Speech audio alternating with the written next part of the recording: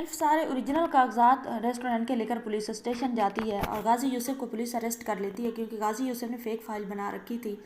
गाजी यूसुफ शोर मचाता है कि उसने कोई फेक नहीं बनाई, वो लड़की की फेक है, लेकिन पुलिस वाले कहते हैं तुम्हारी ही फेक फाइल है।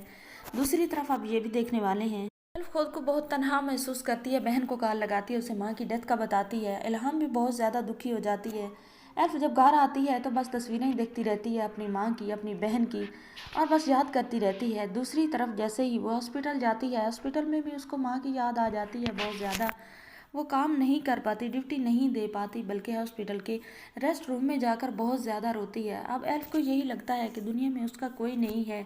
उसकी बहन भी बहुत ज़्यादा दूर है और बहन के दिल में भी बहुत सारी गलत फहमी है कि शायद एल्फ ने उसका सारा प्यार छीन लिया है।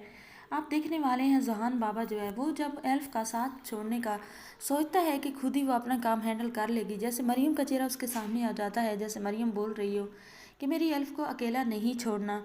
गाजी यूसुफ जो होता है वो ज़करिया से कहता है कि ज़करिया मामलात बहुत ज़्यादा बिगड़ चुके हैं, अब तो हमारा अपना बेटा हमारे सामने आ चुका है। पहले तो सिर्फ लाला था, लेकिन लाला के जगह पर नहीं बल्कि लाला से बढ़कर ज़्यादा वेल विशर हमारा बेटा उस रेस्टोरेंट का बन चुका है।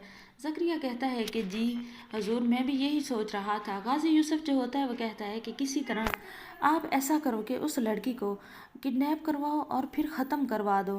तो ज़करिया कहता है कि ना सर ना, मैं ये नहीं कर सकता, क्योंकि मुझे मालूम है कि गाजी बाबा ज़ियान बाबा जो है वो बहुत ज़्यादा पॉजेसिव है। अगर उस लड़की को कुछ हुआ तो वो आपसे भी नफ़रत करने लगेगा और सारे गॉड्स और हमें भी ख़त्म कर देगा।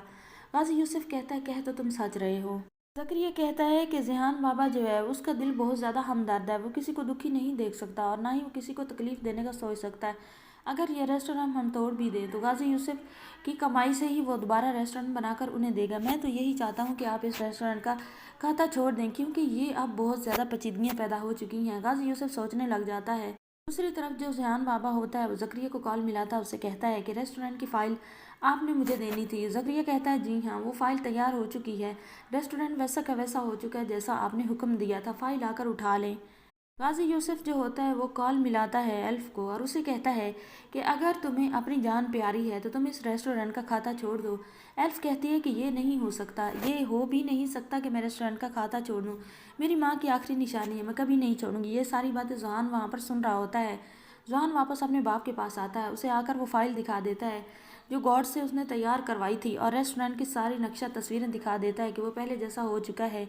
उसे कहता है कि बाबा अब आप ये ज़िद छोड़ दें, क्योंकि ये ज़िद आपने नहीं छोड़ी तो ये बहुत बड़ा हंगामा और शिकार बन जाएगा। ये भी हो सकता है कि आप बेटे से भी हाथ धो बैठें। ज़ियान वहाँ पर गिर जाता है और नाटक करने लगता है बेहोशी का। तो जो होता है गाजी यूसुफ वो तो अब ये सब छोड़ने के लिए तैयार हो ही जाता है, क्योंकि उसके सामने अब उसका बेटा है।